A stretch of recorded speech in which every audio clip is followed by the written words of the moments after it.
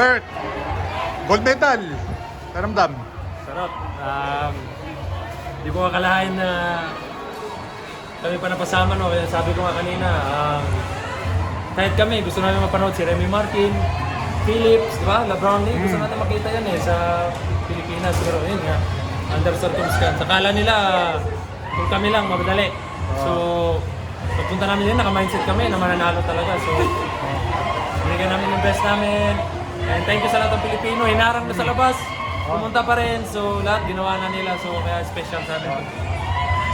Bert, parang nagising ka dun sa nung first quarter ah. Kaya Ilang, nga, sakit. Nahihilo ako, di ko alam. Ikot. Gamot lang. Tapos, medyo nawala. Balik lang. Kailangan talaga lahat binigay. So, sarap team effort. Team effort. Wala na talaga masabi team effort. So, Bert, nakalaro ka ng Ateneo Lasal tsaka Beda Letran eh. So, parang ganun yung, o baka masikip pa dun sa environment kanina eh. oo nga kasi home court nila, grabe yung daya, pero talagang ibang klase. So, binigyan namin best namin ang masaya kami. Thank you. Thank you guys. Bert, thank you. Bye-bye.